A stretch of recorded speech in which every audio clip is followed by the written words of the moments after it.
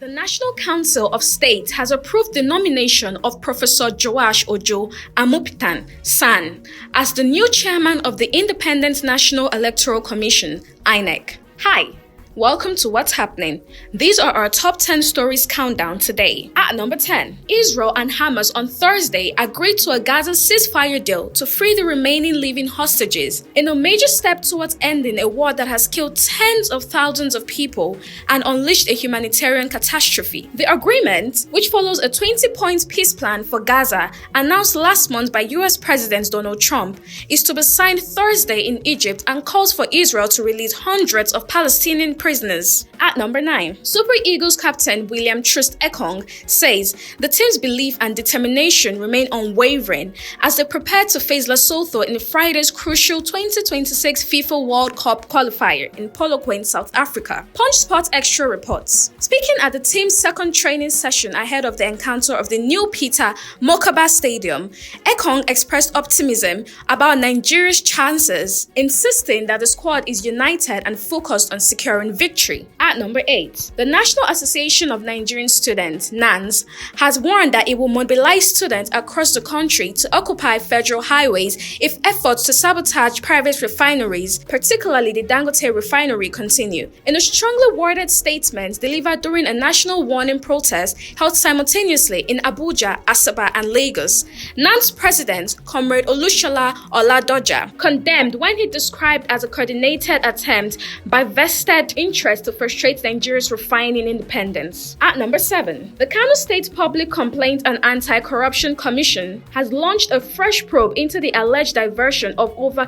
4 billion naira in state funds by the administration of former Governor Abdullahi Umar Ganduje into the Dala Inlet dry port, despite reports suggesting that the state had been stripped of its equity stake in this project. At number 6, Executive Director of Yiaga Africa, Samson Itodo, has said that the outgoing chairman of the Independent National Electoral Commission, INEC, Professor Mahmoud Yakubu, has left behind a weak electoral commission despite introducing significant reforms during his 10 years in office. Yakubu is leaving office as INEC chairman, having completed his two-term tenure of 10 years. At number 5, the Kaduna State Police Command has arrested 26 suspected kidnappers and recovered 4 fabricated firearms, several dangerous weapons, and part of a ransom allegedly paid to abductors in different operations across the state. The arrest followed a series of coordinated raids by police operatives and local vigilance groups between October 3rd and October 5th, 2025, targeting kidnap gangs operating in Ankwa, Ekara, and Makarfi local government areas. At number 4, Abuja-based lawyers Victor Giwa and Ibitade Bukola have been arraigned before the High Court of the Federal Capital Territory,